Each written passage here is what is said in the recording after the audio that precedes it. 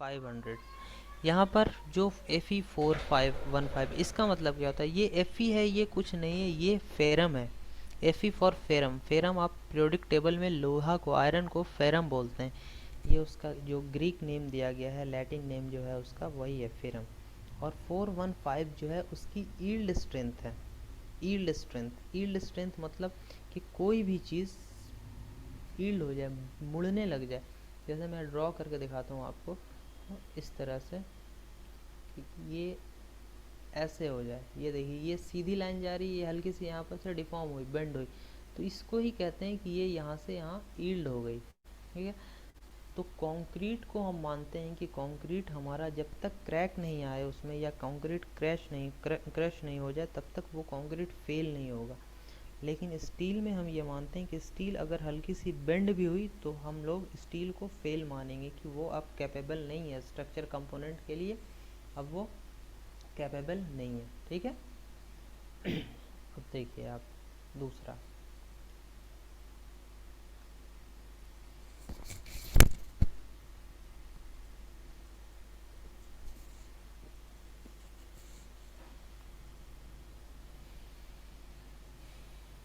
अब हम लोग आ जाते हैं कॉलम पे। ये देखिए, मैं कॉलम की स्लाइड आपको शो कर रहा हूँ।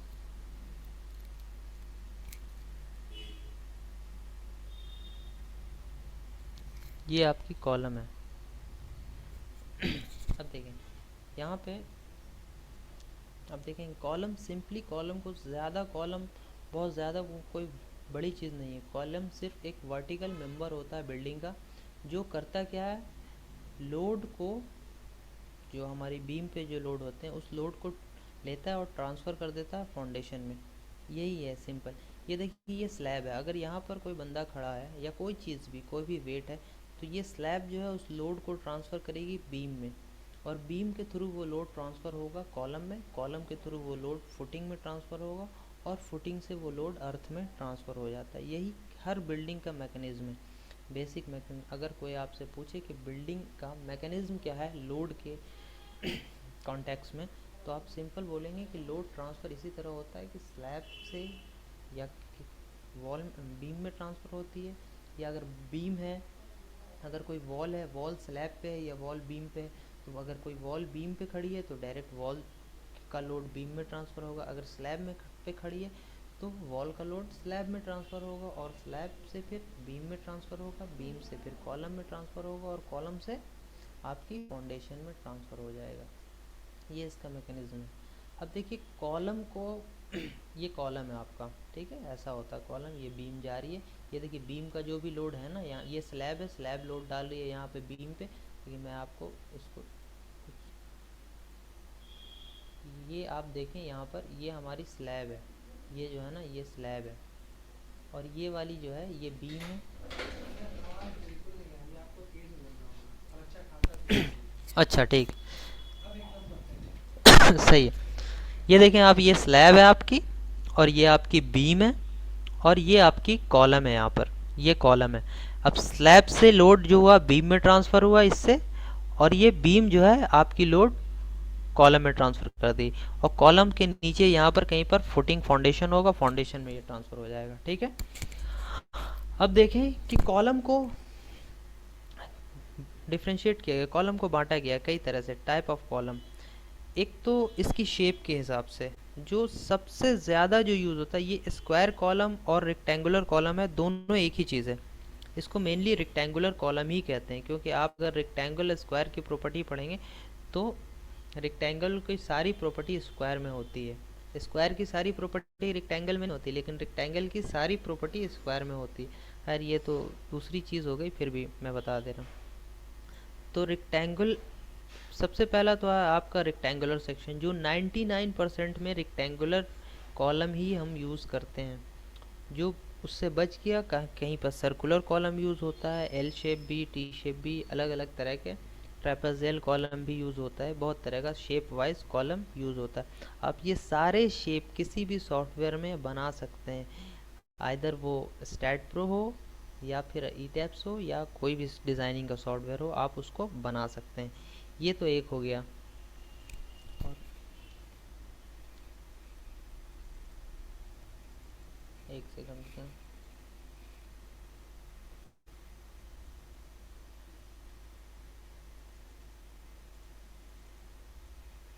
अब देखिए मैं ये आपकी ये आप शेप के हिसाब से हो गई है। अब ये जो मैं शेयर करने वाला हूँ, ये स्लाइड जो मैं शेयर करने वाला हूँ, ये स्लाइड आपकी किसके हिसाब से है?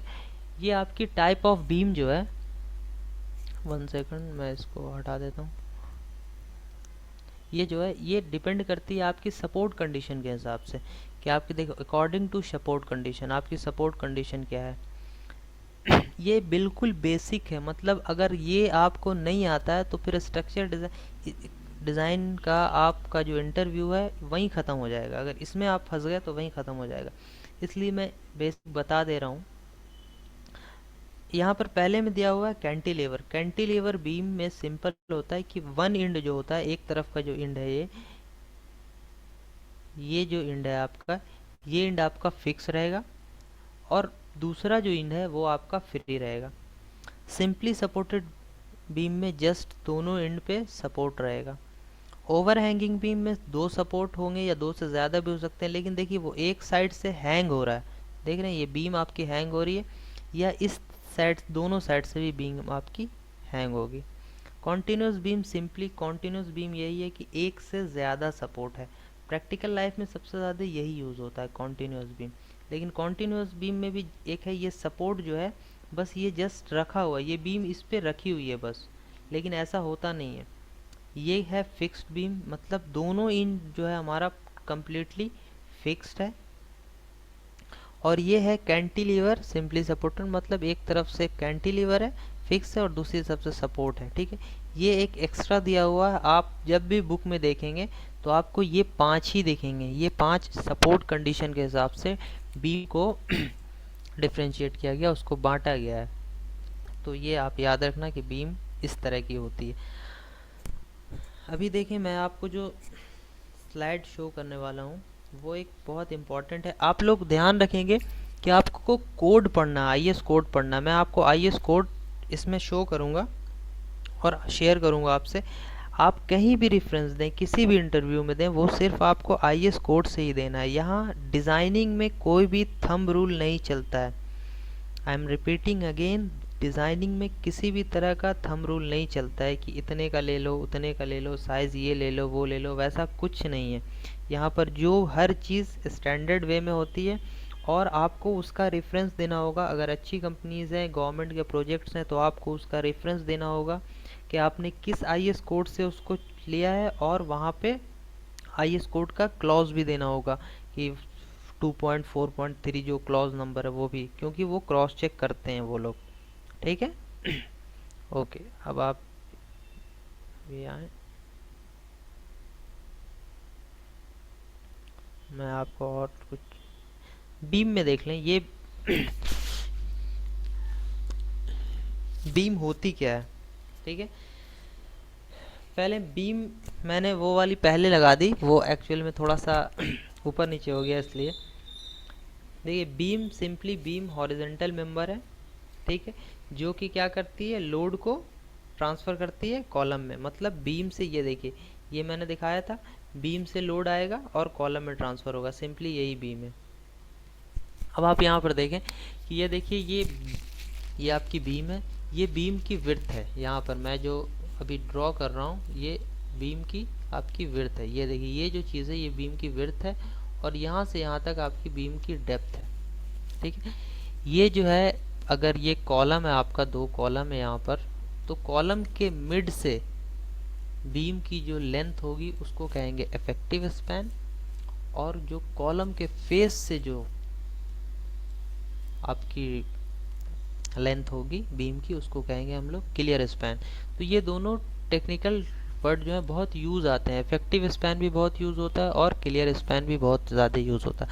अभी देखिए बीम के बारे में है कि बीम को अगर किसी का कमांड बीम पे है, कोई बीम डिज़ाइन अच्छे से कर लेता हो, तो मतलब वो 75% स्ट्रक्चर डिज़ाइन जानता है, क्योंकि beam is the toughest part of structure engineering as far I am concerned, this is the toughest part. Okay, so आप देखें कि यहाँ पर टाइप ऑफ कॉलम लिखा गया, ये बीम है, ठीक है, एक्चुअल में ये बीम है। अब देखिए, एक तो बीम हो गया, ये शेप के हिसाब से भी हो गया कि आपकी टी शेप है, रेक्टेंगुलर है या सर्कुलर है। तो आप जान लें कि सबसे ज़्यादा यूज़ कौन सी बीम होती है, ये वाली होती। सर्कुलर को हम लोग be as a beam use नहीं करते हैं। आपने कहीं नहीं देखा होगा कि सर्कुलर को बीम यूज़ किया जाए, क्योंकि सर्कुलर, अगर यहाँ पर आप कॉलम लगाओगे, अगर आप ऐसे कॉलम लगाओगे तो आप देखेंगे कि ये बीम ज़्यादा से ज़्यादा एक पॉइंट पर टच करेगी सिर्फ, बाकी इधर का सारा खाली रह जाएगा। इसलिए सर्कुलर को हम लोग यूज़ नहीं करते हैं। ये मैंने ड्राइंग इसीलिए लगाया है कि मैं बताऊं कि सर्कुलर को आप लोग यूज़ नहीं करते हैं। अब देखिए, बीम के बारे में जो कोड कहता है, जैसे आप जाने कि बीम की, कभी आपने सोचा है कि बीम की डेप्थ कितनी ली जा सकती है, मैक्सिमम बीम की डेप्थ कितनी ली जा सकती है, या बीम की विड्थ कितनी ली जा सकती है? आईएस कोड कहता है। आईएस कोड कौन सा कोड है? आईएस 13920 यानी 13920। ये एक कोड है जो कि डक्टाइल डिटेलिंग का कोड है और बहुत अच्छा कोड है। 30 पेज का कोड है बस, लेकिन इसमें बहुत अच्छे IS 456 से भी बहुत अच्छा कोड है। 456 तो बस बेसिक है, लेकिन ये बहुत अच्छा कोड है। आप ये कोड नेट से चाहें तो डाउनलोड कर सकते हैं। ये कोड को आप पढ़ें, इस कोड में आपका बहुत सारी जो आपकी क्यूरीज है ना, इससे सॉल्व हो जाएंगी। तो देखिए, सबसे पहले ये आप इसको नोट कर लें, क्योंकि मैं अभी मिटाने वाला हूँ इसको आप नोट कर लें। मैं देखिए, तो मैक्सिमम हम किसी चीज़, एक बीम को, जो IS कोड हमें कहता है कि 9 इंच से 9 इंच इंटू 9 इंच, इससे कम तो हम लोग किसी बीम का डायमेंशन ले ही नहीं सकते हैं। डायमेंशन किसको कहते हैं? ये जो इसका क्रॉस सेक्शन है, इसको डायमेंशन कहते हैं। ये जो लेंथ, ओवरऑल लेंथ जा रही है, वो अलग है। ये होते, लंबाई कितनी भी हो सकती है, लेकिन मैं अभी बात कर रहा हूँ किसकी? ये डायमेंशन की। डायमेंशन में आपका B और ये आपका D आता है, ये डायमेंशन है। तो 9 इंच बाय 9 इंच ये मिनिमम है, मीन्स 230 mm अप्रॉक्सीमेटली। 228 के कुछ नज़दीक आता है, तो 230 मान लीजिए, 230 mm अप्रॉक्सीमेटली। तो कम तो मिल गया मुझे कि मिनिमम इतना ले सकते हैं, मैक्सिमम कहाँ तक जा सकते हैं। तो इसका बहुत एक सिंपल सा रूल है जो इसी कोड में दिया हुआ है। ये रूल ये है कि बीम की, ये है बीम की आपकी विड्थ और ये है बीम की आपकी डेप्थ। तो थंब रूल कुछ नहीं है यहाँ पर सिर्फ कोड कहता है कि आपकी विड्थ अपॉन डेप्थ का जो रेशियो होना चाहिए हमेशा बड़ा होना चाहिए 0.3 से, 0.3 से। अब ये आप नोट कर लें, this is very important for a structure design engineer. अगर ये आप किसी भी इंटरव्यू में चाहें तो इस चीज़ को आप बोल सकते हैं, ये 100% वैलिड है। यही स्ट्रक्चर इंजीनियरिंग को लोग समझते हैं सॉफ्टवेयर चलाना स्ट्रक्चर इंजीनियरिंग है। सॉफ्टवेयर में आपको बीम का सेक्शन डालना पड़ेगा कि आप कितने बाई कितने का बीम ले रहे हो। तो आप डिसाइड कैसे करोगे कि मुझे डेप्थ कितनी लेनी है, विड्थ कितनी लेनी है? ये भी तो आपकी रिस्पॉन्सिबिलिटी है ना। क्योंकि मैंने सबसे पहले ही पेज में आपको एक चीज़ दिखाई थी, यहाँ पर देखें सबसे पहली पेज में, इसको आप लोग नोट कर लें। मैं सबसे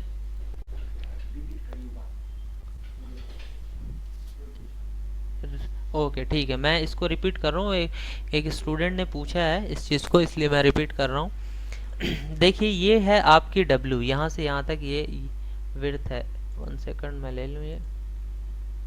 ये आपकी विड्थ है यहाँ से ये, और ये आपकी डेप्थ है। इसको बहुत ध्यान से सुनना, क्योंकि ये बहुत इम्पॉर्टेंट है। ये वाला पार्ट खास के जो अभी मैं बता रहा हूँ, ये विड्थ है और ये डेप्थ है। अब विड्थ अपॉन डेप्थ का जो रेशियो होता है ना, हमेशा किससे बड़ा होगा? 0.3 से बड़ा होगा। मीन्स कि अगर आप विड्थ कितना ले रहे हो, 200 mm का विड्थ ले रहे हो, तो आपकी D कितना पहुंच जाएगी? आप देख लो, अगर आपका विड्थ, आप मान लो 250 mm का आपने विड्थ लिया हुआ है, और ये आपने यहाँ पर तो आपका D है, और ये बड़ा होगा कितना से? 0.3 से। अगर आप D की वैल्यू चाहते हो तो ये क्या होगा? D इधर आ जाएगा, ये नीचे आ जाएगा, तो D हो जाएगा आपका 250 अपॉन 0.3, यानी अगर आप पॉइंट इसको हटाओगे यहाँ से पॉइंट हटा दोगे तो एक ज़ीरो और बैठ जाएगा, यानी 2500/3। देख रहे हैं कितना ज़्यादा है, 2500/3 अप्रॉक्सीमेटली कितना होता है, 8 8 3 मतलब अप्रॉक्सीमेटली 800, है ना, क्योंकि 800 समथिंग होगा। तो देखिए 800 आपकी क्या मिल गई, आपको मैक्सिमम लिमिट मिल गई कि आप मैक्सिमम किसी बीम की डेप्थ, अगर आपकी बीम की चौड़ाई, बीम की विड्थ जो है 250 mm है, तो आप मैक्सिमम उस बीम की डेप्थ कितनी रख सकते हैं, तो द आंसर इज 800 समथिंग, जो इसको डिवाइड करके आएगा। समझ में आ रहा है? मिनिमम तो मैंने बता दिया 9 इंच इंटू 9 इंच से कम ले ही नहीं सकते, मीन्स 230 mm से कम तो ले ही नहीं सकते, मिनिमम पता चल गया। आई एम आस्किंग मैक्सिमम कितना ले सकते हैं, तो मैक्सिमम ले सकते हैं 800। तो जैसे मान लीजिए कि आप अगर डिज़ाइन करने के लिए गए और आपके पास कोई बीम है, आपको पता है मुझे बीम की विड्थ लेनी है 250, तो अब आप कंफ्यूज हैं कि मैं उसकी डेप्थ कितनी लूँ, तो आप 250 की जगह 400 से शुरू करें, क्योंकि आपका रेंज क्या है, 230 से लेके 800 का रेंज है। 230 से लेके आप किस रेंज तक जा सकते हैं, यहाँ 800 के रेंज तक जा सकते हैं, इसके बीच में आप कुछ भी ले सकते हैं। तो आपने अगर विड्थ उसकी 250 ली है, तो आप उसकी जो डेप्थ है 400 लें। 400 लेके उस पर आप सॉफ्टवेयर पे उसको रन जब कराएंगे, हम लोग सॉफ्टवेयर जब करेंगे तो सॉफ्टवेयर पे यही चीज़ करेंगे, इसी चीज़ को सॉफ्टवेयर पे भी हम लोग इम्प्लीमेंट करेंगे और देखेंगे वहाँ पर ये कैसे बिहेव करता है। असल इंजीनियरिंग सॉफ्टवेयर नहीं है, मैं फिर से बार बार दोहरा रहा हूँ, असल इंजीनियरिंग सॉफ्टवेयर नहीं है। मैं इस चीज़ को लेके बहुत निराश हूँ कि मैंने इंटरनेट पर देखा है कि 50-100 वीडियोस डले हैं स्टैट प्रो और ई टैप्स और बहुत तरह के रिगार्डिंग, लेकिन उसमें बस बता दिया है, डब्बा बनाना सिखा दिया है, आप ये बीम ले लिया, ये कॉलम ले लिया। बीम डिसाइड कौन करेगा कि बीम कहाँ पर लगेगी, बीम की पोजीशन कौन डिसाइड करेगा, कॉलम कहाँ पर लगेगा ये कौन डिसाइड करेगा। चलो कॉलम तो मान लो आर्किटेक्चर दे देता है कि कॉलम यहाँ यहाँ होगा, लेकिन आर्किटेक्चर से भी तो क्लैश होता है कि नहीं यहाँ पर मैं नहीं ले सकता, यहाँ पर मेरा फेल होगा। या कॉलम का साइज़ कौन डिसाइड करेगा, कौन बताएगा कि कॉलम 300/500 का रहेगा या 400/600 का रहेगा, ये सब कौन डिसाइड करेगा। तो ये स्ट्रक्चर डिज़ाइन इंजीनियर की रिस्पॉन्सिबिलिटी होती है कि वही डिसाइड करे कि भाई ये साइज़ क्या होगा बीम का, कॉलम की साइज़ क्या होगी, कॉलम का जो सेक्शन है मींस क्रॉस सेक्शन एरिया जो है कॉलम की LB जिसको आप लोग कहते हैं वो कितनी होगी, ये सारी चीज़ें स्ट्रक्चर डिज़ाइन इंजीनियरिंग। और एक बात और सुन लीजिए, जो लोग स्ट्रक्चर डिज़ाइन इंजीनियरिंग में इंटरेस्टेड हैं और जो लोग चाहते हैं सीखना, ये जान लें कि ये बहुत ही रिस्पॉन्सिबिलिटी वाली जॉब है। अगर मैं हमेशा कहता हूँ कि अगर किसी डॉक्टर से गलती हो गई तो एक आदमी मरेगा, लेकिन किसी इंजीनियर से गलती हुई तो 100 आदमी मरेगा। तो इस चीज़ को आप समझ लीजिए कि आप कोई भी बिल्डिंग डिज़ाइन करते हैं तो आप मान के चलें कि उस बिल्डिंग में कितने लोग रहेंगे। अगर एक कॉलम भी फेल होगा, एक कॉलम भी फेल होता है उसको बिल्डिंग का, तो वो पूरी बिल्डिंग कोलैप्स कर सकती है, मतलब सारे लोगों की जान खतरे में है। तो आप समझ लें कि आप कितनी बड़ी रिस्पॉन्सिबिलिटी है आप पे। तो आपको क्यों स्ट्रक्चर डिज़ाइन इंजीनियरिंग में इतना ज़्यादा, हालांकि काम करना है स्टैट प्रो पे ही, ई टैप्स पे, लेकिन आप किसी भी कंपनी में कोई भी MNC उठा के देख लें, चाहे वो रेम्बॉल हो या WSP हो या TPCL हो। TPCL तो खैर फिर भी ठीक ठाक कंपनी है, चलिए स्केलेटन है, जितनी भी कंपनीज हैं,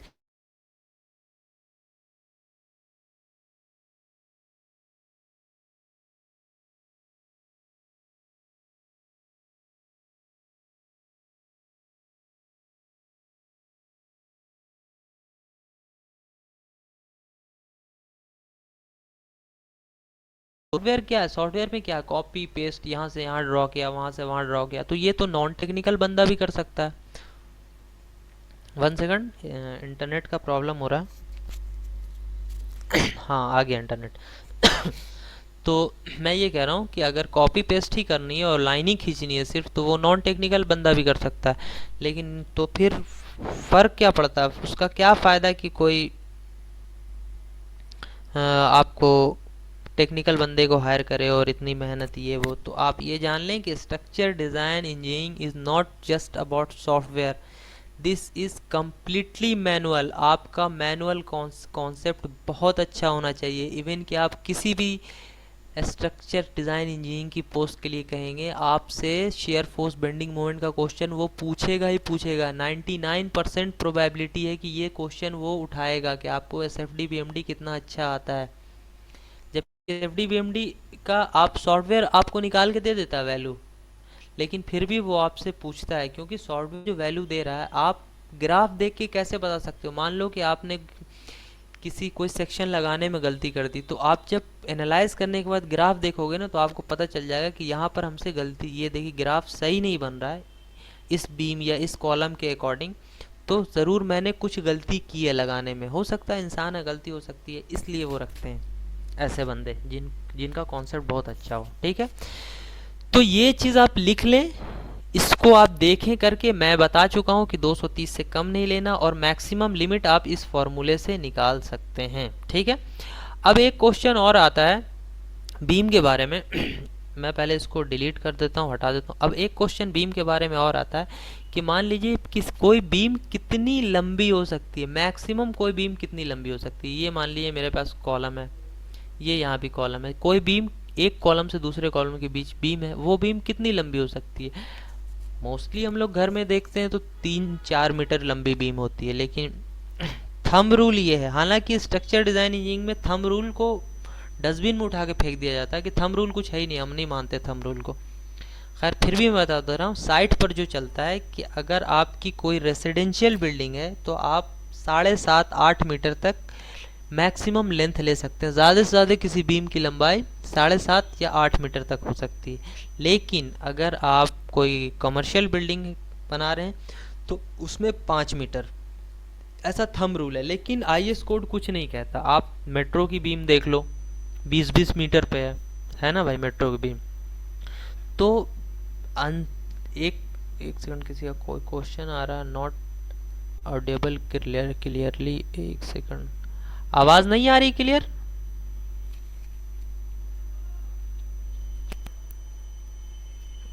आप लोग लिख के आ रही है ना? ठीक है, चलिए आ रही है, सही है। चलिए तो देखिए ये जो है मैं लेंथ ऑफ बीम के ऊपर जो बता रहा हूँ, ये भी बहुत इंपॉर्टेंट है। आप किसी भी एग्जाम में, इवन कि ये आपसे आरआरबी के एग्जाम में क्वेश्चन पूछ सकते हैं, एनटीपीसीएल के एग्जाम में पूछा जा सकता है, गेट के पेपर में पूछा जा सकता है, हर एग्जाम में वैलिड है ये क्वेश्चन। आप बिल्कुल बताना, ये कोड आईएस कोड से रेफरेंस है, इसको कोई नहीं काट सकता इसको। ठीक है, मैं आपको आईएस कोड शेयर भी करूंगा कि देखिए ये यहाँ से है। ठीक है, मैं पहले आपको बता दे रहा हूँ तो द क्वेश्चन इज कि ज़्यादा से ज़्यादा एक बीम कितनी लंबी हो सकती है, उसकी जो ये है, ये क्लियर स्पैन समझ रहे हैं ना, ये क्लियर स्पैन देख रहे हैं, ये बीम इतनी लंबी, तो ये पूछ रहा है ज़्यादा से ज़्यादा कितनी लंबी हो सकती है। तो इस अनलिमिटेड लंबी हो सकती है, कितनी भी, जितनी चाहें आप उतनी लंबी बीम बनाई जा सकती है। आईएस कोड में इसका कोई रूल नहीं है, आईएस कोड में सिर्फ एक रूल है, वो रूल मैं आपको बता दे रहा हूँ। ये देखिए, ये क्लियर स्पैन है, इस कॉलम के फेस से इस कॉलम तक ये है क्लियर स्पैन। तो आईएस कोड हमारा कहता है clear span upon 4 always greater than depth of beam. Depth of beam, clear span upon 4 जो होगा बीम के डेप्थ से हमेशा बड़ा होगा। अब आप देख लें, एक छोटा सा एग्जांपल ले लेता हूँ। मान लो कि हमारी बीम जो है, ये हमारी बीम की डेप्थ है यहाँ से यहाँ तक। मान लीजिए कि ये हमारी बीम का क्लियर स्पैन जो है 3 मीटर का है, 3 मीटर का क्लियर स्पैन है। तो यहाँ क्लियर स्पैन अपॉन 4 को हमेशा बड़ा होना कितना, डी से। तो आप देख लीजिए क्लियर स्पैन आपका 3 मीटर है, आप 3/4 कर दें तो ये अगर आप इसको कट करेंगे तो कितना होगा, अगर आप इसको काटेंगे तो 0.7 और F5 कुछ आएगा, ऐसे आएगा, यानी कि 750 mm। ये 3000 है ना, अगर इसको आप mm में कन्वर्ट कर दे तो 3000 हो जाएगा, यानी कि आपका 3000 हो जाएगा, यानी आपका 750 mm। 750 mm आप ज़्यादा से ज़्यादा, अगर 3 मीटर की कोई बीम है तो आप उसकी डेप्थ ज़्यादा से ज़्यादा कितनी रख सकते हो, 750 mm। उससे ज़्यादा आप उसकी डेप्थ नहीं रख सकते हैं। ठीक है, तो अगर आपकी 10 मीटर की बीम है लंबी क्लियर स्पैन, तो उसके हिसाब से आपकी, अब देख रहे हैं 750 मीटर बहुत ज़्यादा होता है। इसके इस 750 मीटर यानी 750 हमेशा बड़ा होगा किससे, डी से, डी बड़ा होगा हमेशा डी से डेप्थ। तो आपने घर में देखा होगा या साइट पे देखा होगा कि जो हमारी 3 मीटर की जो बीम होती है वो ज़्यादा से ज़्यादा उसकी डेप्थ कितनी होती है, 250 होती है, ये 9 इंच होती है, बहुत ज़्यादा हो गया तो 12 इंच हो जाएगी, लेकिन उससे ज़्यादा तो होती नहीं है। लेकिन 750 देख रहे कितना ज़्यादा है, यानी यहाँ तक हम जा सकते हैं। तो अगर हमारी 20 मीटर की बीम है तो इस तरह से आप उसकी डेप्थ निकाल सकते हैं। अगर ये डेप्थ को, इस क्राइटेरिया को, डेप्थ वाले क्राइटेरिया को फिलफिल करता है तो आप 20 मीटर की बीम बनाएं या 50 मीटर की बीम बनाएं।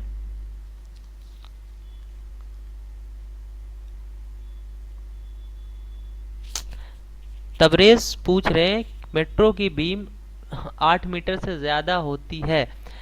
मैं ये नहीं कह रहा हूँ, मैं एक एग्जांपल दे रहा हूँ, 8 मीटर की हो या 80 मीटर की हो उससे कोई फ़र्क नहीं पड़ता। हमारा कोड सिर्फ इस चीज़ को कहता है कि अगर इस चीज़ को आप फुलफिल कर रहे हो तो आप कितनी भी लंबी बीम बना सकते हो, किसी ने आपको रोका नहीं है बीम बनाने से। बीम बनाने से कोई, बीम का क्या है, I think you should share the recording after each session because many times we cannot hear you. Okay, I'll try. But यहाँ पर इतने इंटरनेट, यहाँ पर अभी बारिश हुई है तो इंटरनेट का इशू लगता हो रहा है, आज हो रहा है या पता नहीं क्या है, लेकिन खैर मैं कोशिश करूँगा कि जो यहाँ की डिपार्टमेंट है उनसे मैं बोलूँ कि आप इसको अपलोड भी करें और जो स्टूडेंट्स ज्वाइन हुए हैं उनको लिंक भी प्रोवाइड करा दी जाए कि किस साइट या किस चैनल पे कहाँ पर उन लोगों ने अपलोड किया है, ये आपको वो बता देंगे। खैर आप देख लें, यहाँ पर ये हो सकता है कि आप क्वेश्चंस पूछ सकते हैं, ठीक है ना। आपके क्वेश्चंस बस यही है कि आवाज़ नहीं आ रही है जी। अच्छा, एक बंदे ने पूछा अगर कम हुआ तो क्या होगा, 0.3 से कम हुआ तो क्या होगा, कम हम नहीं ले सकते, 0.3 से ज़्यादा ही लेना है, कम नहीं ले सकते। अगर कम लिया तो वो फेल है, मान लीजिए, वो देख के ही आपको बता दिया जाएगा कि 0.3 से कम नहीं ले सकते हैं, ठीक है। तो 7:36 पर किसी ने पूछा था, मैं देख नहीं पाया एक्चुअली, ठीक है, क्योंकि अभी मैं यहाँ पे अकेला हूँ, सारे लोग टेक्निकल टीम जो है वो इधर उधर हो गई है, इसलिए। मैम अगर इंग्लिश, दुआ Mustafa Hashim, can you speak English in terms. Ma'am if I'll say in English, so there so many issues here because we have so many Hindi students here, okay, so please cooperate if you want। okay okay no problem, okay ठीक है, ठीक है, thank you ma'am, thank you for cooperating, ठीक है। तो अब देखें कि ये बीम का, अब सिर्फ यही दो क्राइटेरिया है बीम का, एक बीम का W upon D greater than 0.3 होता है और एक होता है clear span upon 4 greater than D. Clear span हमेशा याद रखिएगा, कॉलम के फेस के बाद जो बीम बचती है इसको क्लियर स्पैन कहते हैं, इस लेंथ को, ठीक है। ये दो रूल किसके लिए हो गए, कॉलम बीम के लिए हो गए। अब हम लोग बात कर लेते हैं कॉलम के लिए। देखिए कॉलम से आपसे रिलेटेड जो क्वेश्चंस पूछे जाएंगे, आप इस चीज़ को बिल्कुल माइंड मेकअप रखिएगा कि आप किसी भी अच्छी कंपनी में इंटरव्यू देने जा रहे हैं, आपको स्टैट प्रो छूने नहीं देगा वो, एकदम इसकी गारंटी मैं लेता हूँ। स्टैट प्रो इज़ कुछ नहीं है, स्टैट प्रो इज़ नथिंग, सिर्फ टूल है, सॉफ्टवेयर है। आपको ही वैल्यू देनी है कि मुझे इतना बीम लेनी है, यहाँ पर बीम लेनी है, डिसाइड कौन करेगा, स्टैट प्रो थोड़ी करेगा डिसाइड, वो तो आपको खुद बताना पड़ेगा, उसमें ड्रॉ करना पड़ेगा। तो जब हम लोग स्टैट प्रो ओपन करेंगे तो आप लोग देखेंगे कि स्टैट प्रो सिर्फ हमारा कमांड एक्सेप्ट करता है, जैसा हमने कहा उसको, क्या यहाँ से यहाँ ड्रॉ करना है, इसको यहाँ करना है, इस सेक्शन को इतना बाय इतना का रखना है, बस स्टैट प्रो सिंपली वही करता है और फिर हम लोग रन करा देते हैं उसको, ठीक है।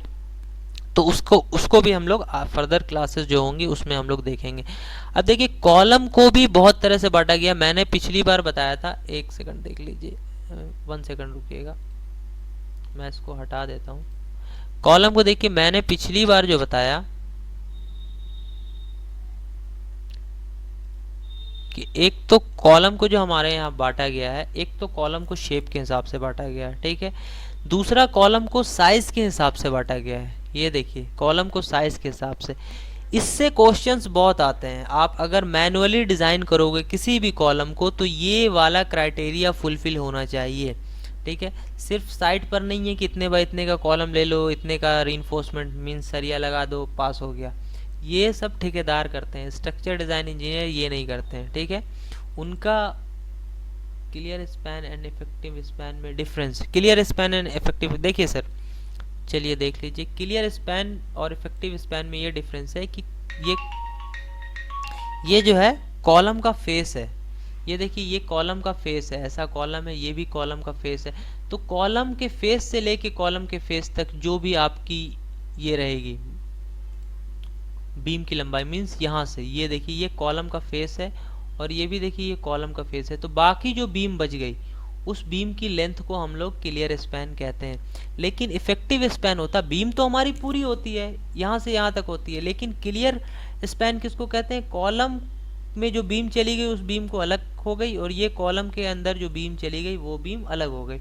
इफेक्टिव स्पैन जो होती है वो कॉलम के मिड से होती है, देखिए कॉलम के मिड से और इस कॉलम के मिड से बाकी जो लेंथ बच गई वो होती है इफेक्टिव स्पैन, इसको कहते हैं। देखिए ऐसा है कि ये सारी जो चीज़ें हैं मैं आपको फ़ोटो के थ्रू बता ज़रूर रहा हूँ, लेकिन आप इसको ध्यान में रखें या आप अपने इस पर जो है स्क्रीनशॉट ले लें, फ़ोटो खींच लें और इसको आप एक बार क्रॉस चेक ज़रूर करें। क्रॉस चेक करने से होगा कि आपके सामने भी बहुत सारे क्वेश्चंस आएंगे। कल की क्लास अगर होगी तो आप उसमें पूछ सकते हैं कि अच्छी इससे रिलेटेड ये क्यूरी हुई तो इसमें क्या होता है, ये सारी चीज़ें भी आप पूछ सकते हैं। जितना हो सकेगा मैं उसका जवाब दूंगा। अभी मैं पूछता हूँ आपसे, clear span inner to inner distance between two column, effective span centre to centre. Simple है, यहाँ पर फोटो में बनाया हुआ है, बिल्कुल आप देख सकते हैं, समझ रहे ना। ओके अब आए मैं जो हाँ ये यहाँ पर आ जाए आप, एक सेकंड,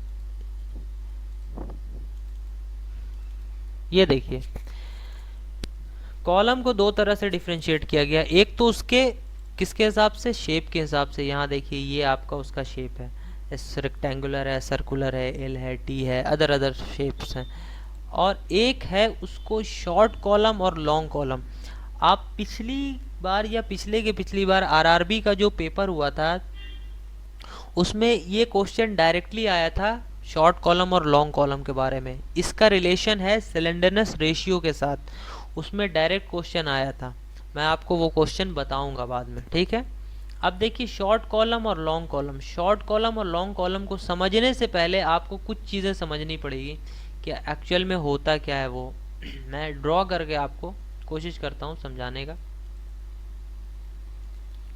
देखिए अगर ये एक कॉलम है, कॉलम का ये एक फेस है, क्रॉस सेक्शन एरिया है कॉलम का, तो अब देखें कि ये जो है यहाँ से यहाँ तक, मान लें कि आप यहाँ से यहाँ तक हमारी 9 इंच है, 9 इंच है, और ये वाली जो है ये यहाँ पर क्या है 12 इंच है। इसमें कोई विड्थ और डेप्थ तो होता नहीं है क्योंकि ये तो बस ऐसी हाइट, इसकी बात कर रहा हूँ मैं, यहाँ पर ये सेक्शन की बात कर रहा हूँ।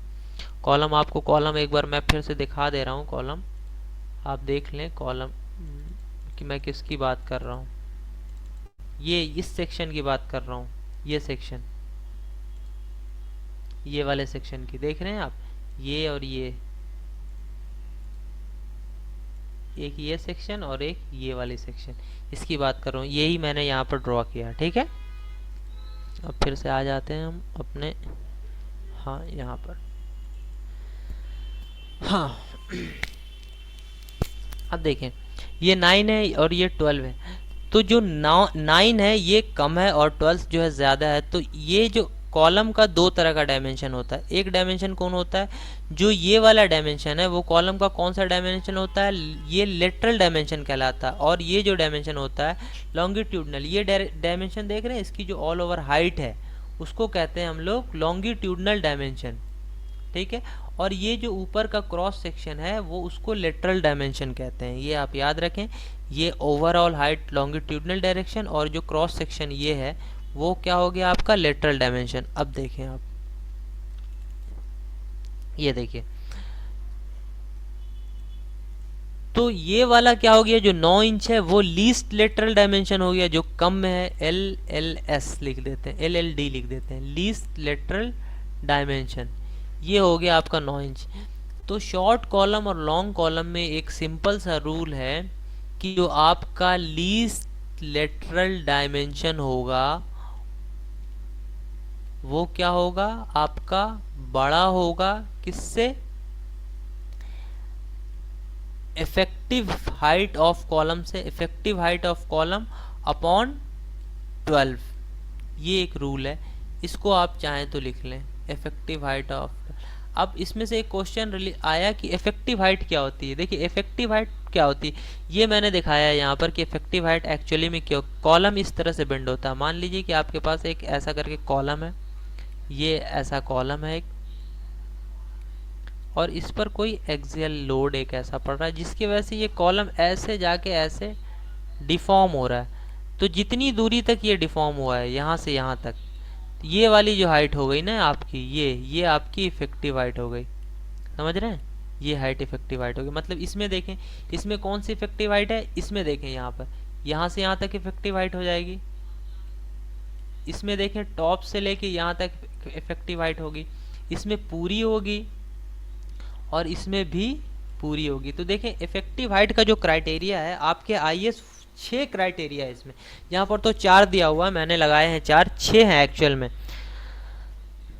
आप IS 4, 5, 6 के लास्ट में ये चीज़ दी हुई है, ये लेंथ, इसका रिलेशन होता है total length upon effective length का रिलेशन होता है। देखिए ये जैसे मान लीजिए 2L बन गया है, L इतना है, इसका 2L बन गया है, ये देखिए 0.5 आधा L बन गया, इसका इफेक्टिव हाइट कितना हुआ 0.5L, यानी ऑल ओवर लेंथ का हाफ, इसका हो गया 0.7L।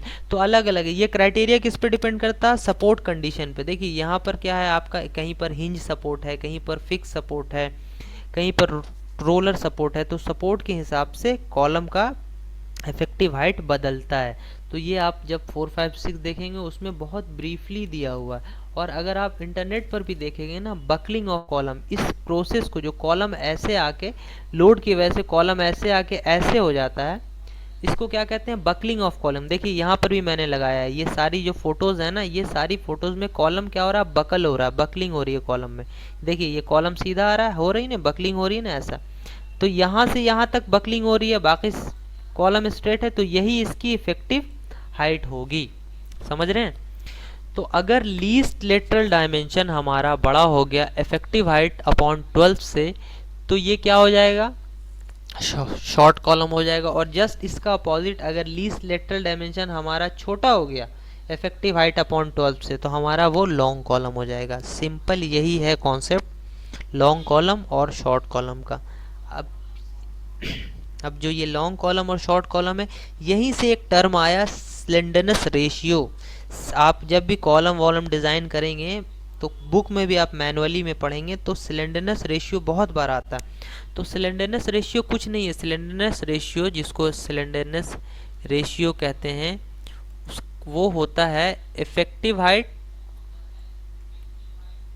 Of column upon least lateral dimension,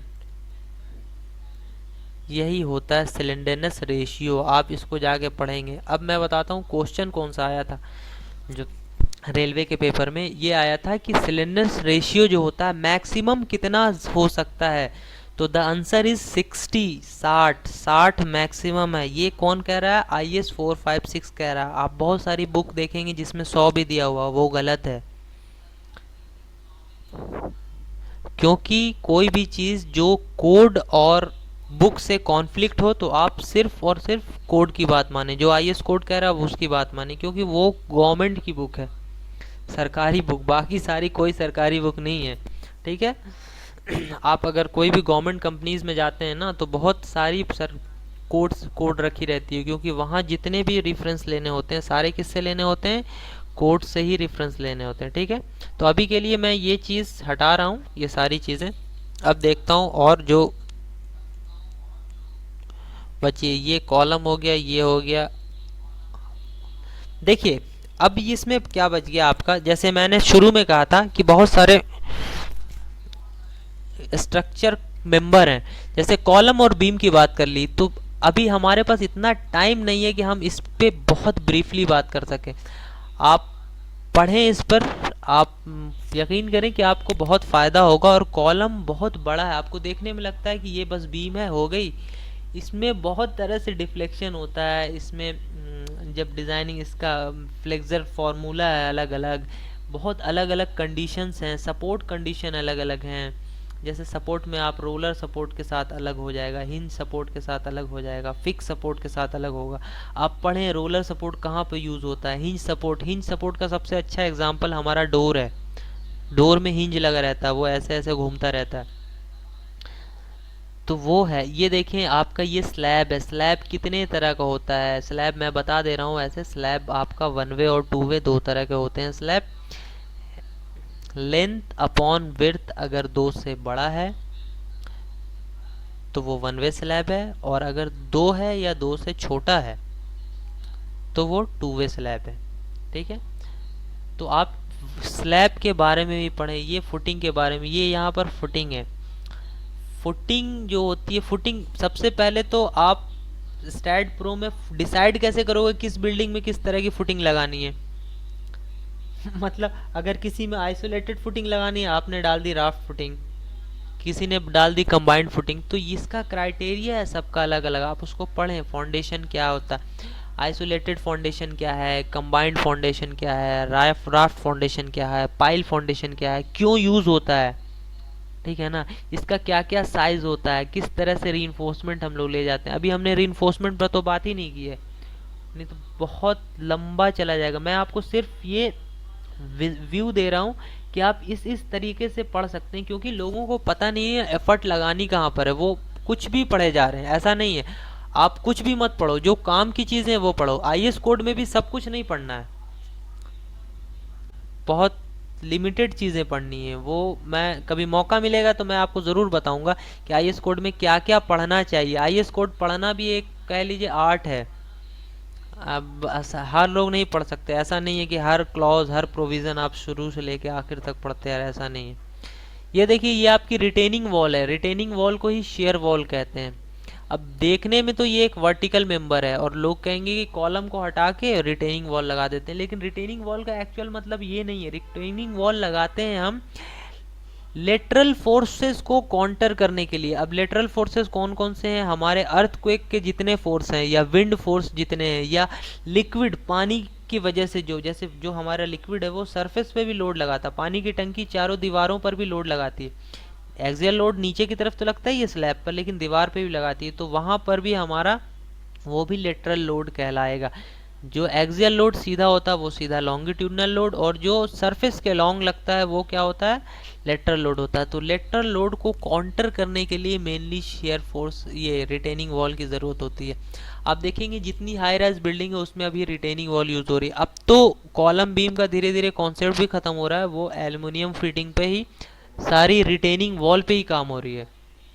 तो रिटेनिंग वॉल को भी समझना बहुत ज़रूरी है, और रिटेनिंग वॉल की फाउंडेशन भी अलग होती है, बीम के फाउंडेशन से अलग होती है। तो वो चीज़ों को आपको समझना ज़रूरी है। अब ये क्या है कि इतना बड़ा टॉपिक है, देखने में तो ये चार पांच चीज़ें लग रही हैं, लेकिन इसको अगर आप एलेबरेट करोगे तो इतना लंबा जाएगा ये, कि आप मतलब महीनों की कहानी है ये। स्ट्रक्चर डिज़ाइन इंजीनियरिंग आपको, अगर ऐसा आप सोचते हो कि मैंने एक सॉफ्टवेयर सीख के स्ट्रक्चर डिज़ाइन इंजीनियरिंग सीख लिया, तो मैं कह रहा हूँ कि कभी ऐसी गलती मत करना।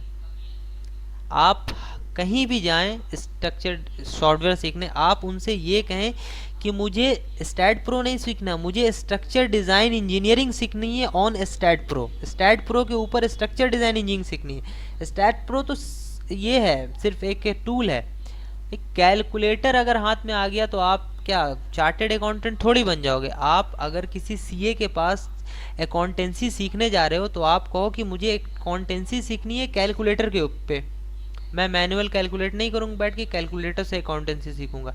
लेकिन अकाउंटेंसी का लॉजिक तो अलग होता है ना। तो वैसे ही आप कहना कि मुझे स्ट्रक्चर डिज़ाइन इंजीनियरिंग सीखनी है ऑन सॉफ्टवेयर। सॉफ्टवेयर कोई भी हो, स्टैट प्रो हो, ईटेप्स हो, और भी कोई भी फर्दर सॉफ्टवेयर हो, ठीक है।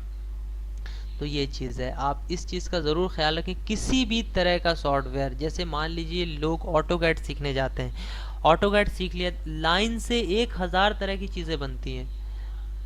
हम लोग जो सिविल इंजीनियर हैं वो सारे लेआउट बनाते हैं, लाइन से बनाते हैं। जो इलेक्ट्रिकल इंजीनियर है वो भी इलेक्ट्रिकल कंपोनेंट को लेआउट से ही, लाइन से ही बनाते हैं। और जो आपके मैकेनिकल हैं वो मशीन कंपोनेंट लेआउट से बनाते हैं। एचवीएससी वाले एचवीएससी का जितना भी डक्टिंग वगैरह सारी चीज़ें वो किससे बनाते हैं, लाइन से बनाते हैं। तो इसका क्या मतलब, आपने लाइन खींचना सीख लिया तो क्या आप एचवीएससी की ड्राफ्टिंग कर लोगे या इलेक्ट्रिकल की ड्राफ्टिंग कर लोगे? नहीं कर सकते हो, क्योंकि कॉन्सेप्ट नहीं है। तो जब भी ऑटो कैड सीखने जाओ आप ये बोलो कि मुझे एच इलेक्ट्रिकल की ड्राफ्टिंग सीखनी है ऑटो कैड पे, मुझे ऑटो कैड नहीं सीखना। ऑटो कैड कुछ नहीं है, ऑटो कैड सिर्फ टूल है। अब आप बना कितना पाते हो, ए से जेड तक अगर आपको मैंने बता दिया है, ए टू जेड तक कि 26 अल्फ़ाबेट हैं, तो आप शेक्सपियर नहीं बन जाओगे। इस चीज़ को एकदम समझना। ये जो गलती होती है बहुत सारे लोगों से होती है, मुझे पर्सनली इस बात की तकलीफ है कि ये गलती मुझसे भी हुई है। मैं बहुत भटका, मुझे शुरू में लगा स्ट्रक्चर डिज़ाइन इंजीनियरिंग इतनी आसान कैसे हो सकती है, यहाँ जाना है, यहाँ से कॉपी कर लो, यहाँ से पेस्ट कर लो, यहाँ से ये बन गया, मतलब कॉन्सेप्ट है ही नहीं है, बस रटाए हुए हैं। तो ये चीज़ें बिल्कुल गलत हैं, आप इस चीज़ को बिल्कुल ख्याल रखें कि ऐसा ना हो। मुझसे भी हुई है साजिद अली, मुझसे भी हुई, सबसे होती है, कोई ऐसी बात नहीं है। L upon longer span shorter span to its slab AutoCAD Revit में कोई नहीं, ठीक है। अब जो गलती हो गई, सर कहाँ से पढ़ें स्ट्रक्चर इंजीनियरिंग, बेसिक स्केल हो जाए जिससे, देखिए स्ट्रक्चर इंजीनियरिंग अपने आप में बेसिक है ही नहीं है, पहले आपको समझना है। स्ट्रक्चर इंजीनियरिंग के लिए आपको बहुत मेहनत करनी पड़ेगी। सर रेशियो का क्या काम आता है, कौन सी रेशियो, किसने पूछ रहे हैं, प्रमिल मिश्रा पूछ रहे हैं रेशियो का क्या काम आता है। रेशियो का काम आता है कि हम उसकी रेंज डिसाइड कर सकते हैं कि मिनिमम हम सेक्शन कितना ले सकते हैं और मैक्सिमम कितना ले सकते हैं। रेंज जैसे 200 से लेके 800 के बीच में हमको मिल जाएगा, 230 तो मुझे मिनिमम पता है, मैक्सिमम हम कितना ले सकते हैं, तो आप रेशियो से मैक्सिमम निकाल दिए। मतलब आपको इसी रेंज में रखना है, जो भी डेप्थ हो या कुछ भी हो, ठीक है। ये रेशियो से का ये होता है। अब बेस सर कहाँ से पढ़ें बेसिक, देखिए बेसिक के लिए सबसे अच्छी चीज़ तो है कि आप बुक उठाएं, टेक्स्ट बुक से अच्छा कुछ नहीं है, ठीक है। इंटरनेट पर आप, ठीक है, आप एक्सप्लोर करने के लिए इंटरनेट अच्छा है, लेकिन इंटरनेट पे बहुत सी चीज़ें गलत दी हुई हैं, मेरा पर्सनल एक्सपीरियंस है, उस पर बहुत सी चीज़ें गलत रहती हैं। तो इसीलिए मैं हमेशा आईएस कोड रिकमेंड करता हूँ। खैर कभी मौका मिला तो मैं आपको बताऊंगा कि आईएस कोड स्लैब की डिज़ाइनिंग में काम आती है रेशियो। देखिए नहीं नहीं, स्लैब की रेशियो में अभी मैंने सिर्फ बीम की बात की है भाई, स्लैब की तो मैंने बात ही नहीं की है। स्लैब की डिजाइनिंग जो वन वे टू वे है ना, उसमें भी बिल्कुल काम आती है। आपको पहले ध्यान रखना है कि ये वन वे स्लैब है या टू वे स्लैब है। रेशियो काम आती है, क्योंकि वन वे स्लैब में अलग होता है, क्रैंक बार वगैरह अलग से प्रोवाइड होती है, टू वे स्लैब में, वन वे में नहीं होते हैं। तो वन वे में और टू वे में फ़र्क है, सपोर्ट कंडीशन में भी फ़र्क है। आप वन वे टू वे के बारे में पढ़ेंगे तो आपको पता चलेगा, दोनों का जो कर्वेचर बनता है उसमें भी फ़र्क है, और इकोनॉमी में भी फ़र्क है। वन वे स्लैब ज़्यादा थिक होती है, महंगी पड़ती है, लोग बचते हैं वन वे स्लैब बनाने से। आजकल सब चाहते हैं कि टू वे स्लैब ही बनाएं, क्योंकि टू वे स्लैब थिक कम होती है, पतली होती है, और उसमें स्टील थोड़ी ज़्यादा पड़ती है, लेकिन चूंकि वो भारी नहीं हो पाती ना, कंक्रीट नहीं पड़ती उतनी उसमें। आरसी हिबलर ये है आपकी, आप अगर बुक की रेफरेंस दे रही हैं तो ये बुक मैंने पढ़ी नहीं है, ठीक है, इसलिए आपको अगर अच्छी लगती है तो आप पढ़ें।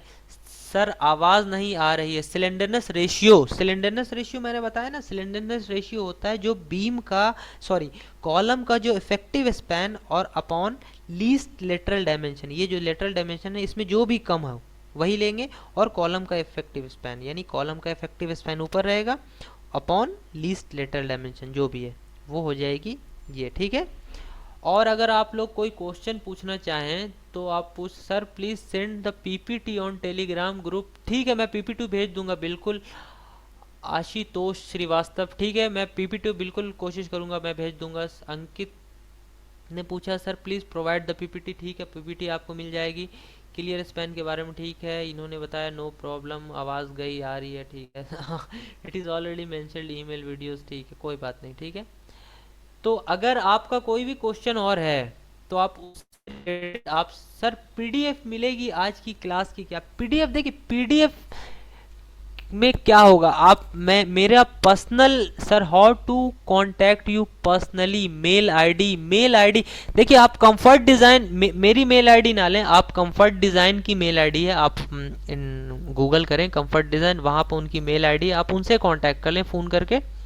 मेरी मेल आईडी अगर आप ले भी लेंगे तो इतने मेल्स आते हैं मैं चेक नहीं कर पाऊंगा, इनके पास पूरी टीम है, वो चेक करके मुझे बता सकते हैं कि क्या क्या है। ठीक है सर, पीडीएफ मिलेगा आज की क्लास का। देखो पीडीएफ का क्या अल्ताफ, पीडीएफ का ये है कि पीडीएफ आप अपना नोट्स खुद से बनाएं, उसमें आपको बहुत फ़ायदा होगा। अपना नोट्स बनाएं, दूसरे के नोट्स से कोई फ़ायदा नहीं। जैसे आपको मैंने ये पीपीटी दे दी, अब आपको समझ में आ गया कि कॉलम में कितनी चीज़ें हैं। एक तो कॉलम उसके शेप के हिसाब से डिस्ट्रीब्यूट होगी, और एक होगी उसके लॉन्ग कॉलम है या शॉर्ट कॉलम है उसके हिसाब से। ये दो चीज़ें कॉलम में, बेसिक चीज़ें जो आज मैंने बताई, और भी है।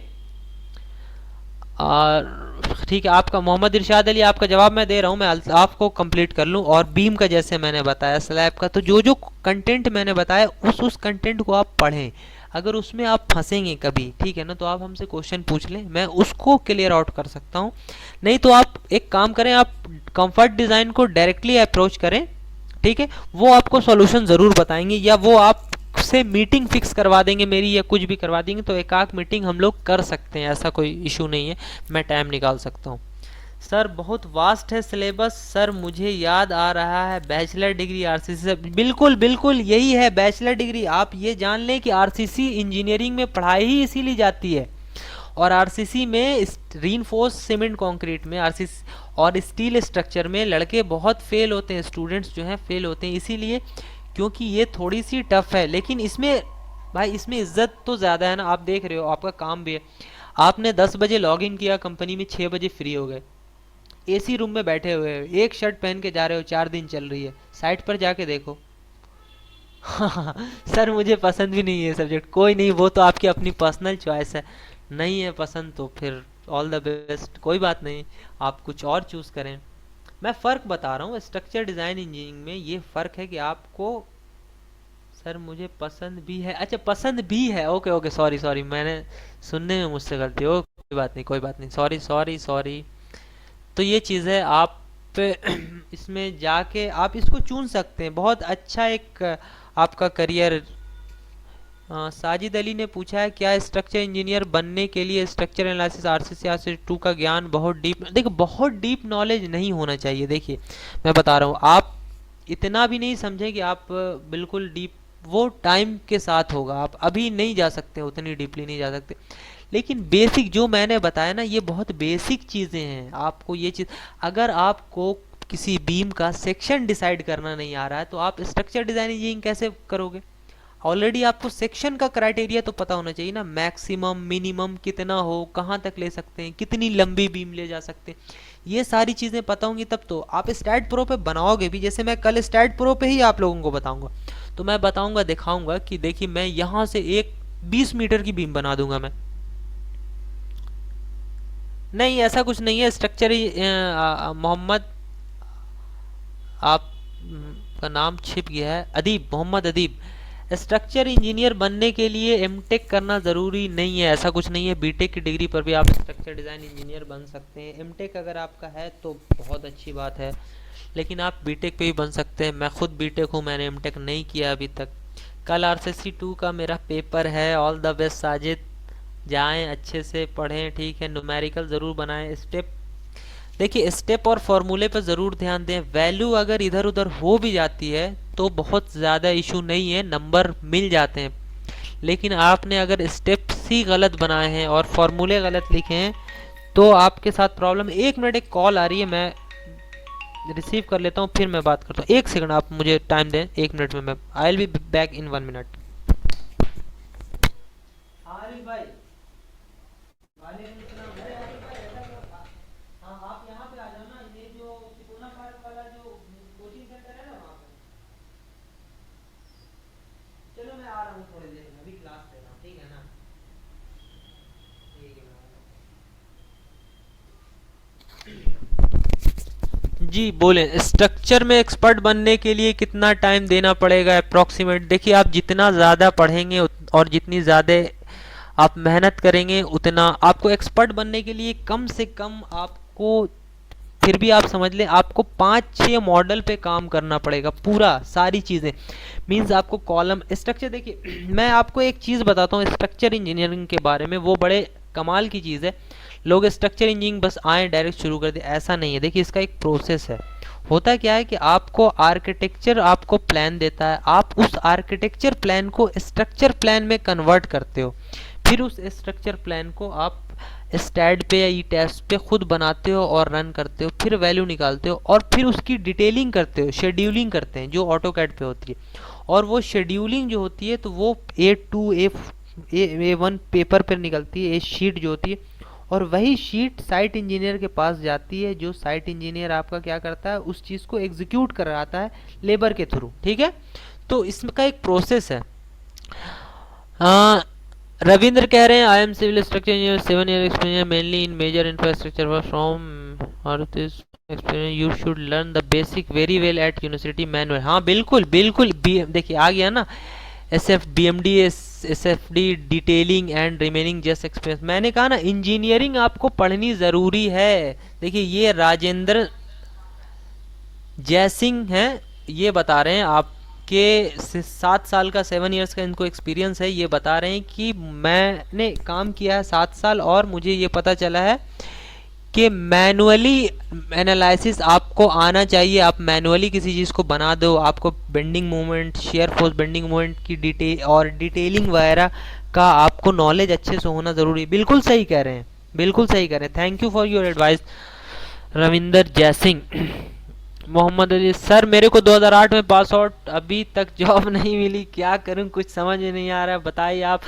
देखिए जॉब नहीं मिली, कोई जॉब आप अप्लाई कर सकते हैं, कंपनीज के बारे में सर्च कीजिए, और आपको इशू हो रहा है तो आप एक बार कंफर्ट डिज़ाइन से ज़रूर कंसल्ट कीजिए। आपको वो उनके पास बहुत सारे डेटा होता है कंपनीज वगैरह का, वो आपकी हेल्प ज़रूर करेंगे। मुझे जहाँ तक लगता है कि वो आपकी हेल्प कर सकते हैं, आप उनसे कंफर्ट डिज़ाइन से आप कंसल्ट कर लें। और कोई हैं? साजिद अली सर, मैं बीटेक के बाद एमबीए करूं या एमटेक करूं? आपकी मर्ज़ी, आप कुछ भी कर सकते हैं। आप अगर एमबीए करते हैं वो भी अच्छी चीज़ है, बीटेक करते हैं वो भी अच्छी चीज़ है। देखिए वो आप पे डिपेंड करता है, मैं किसी को गलत नहीं मानता हूँ, वो आपके इंटरेस्ट पे डिपेंड करता है कि आप करना क्या चाहते हैं। ठीक है, मोहम्मद अदील पूछ रहे हैं एनसीसी में सिलेक्शन हो गया था, लॉकडाउन लग गया सर। अरे कोई बात नहीं भाई, ये तो अब किस्मत की बात है, अब क्या कर सकते हैं। ठीक है, तो मेरे ख्याल से आज के लिए ये फिर रिप्लाई नहीं मिला, कोई बात नहीं।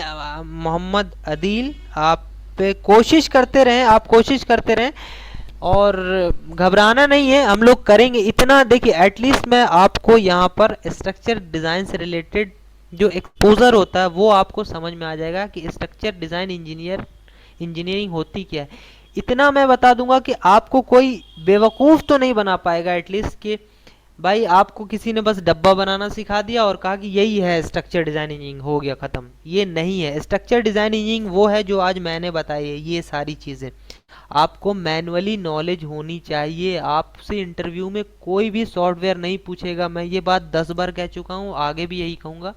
और आप कभी इंटरव्यू पे जाओगे तो खुद ही एक्सपीरियंस कर लेना क्या होता है क्या नहीं होता। ठीक है, थैंक यू सर, आपने बहुत अच्छे से समझ, शुक्रिया शुक्रिया। ठीक है, तो मेरे ख्याल से आज के लिए इतना काफ़ी है। कल मैं इसका कोशिश करूँगा, मैं कंफर्ट डिज़ाइन को बोल दूंगा कि इसका पीपीटी आप सारे स्टूडेंट को या अपलोड करें कहीं पर या कुछ करवाएं, इसका जो भी है करवाएं। ठीक है, चलिए थैंक यू सारे। अंकित जी आपको भी thank you, Saurabh ji Rajput thank you Mohammad Irshad Jamali.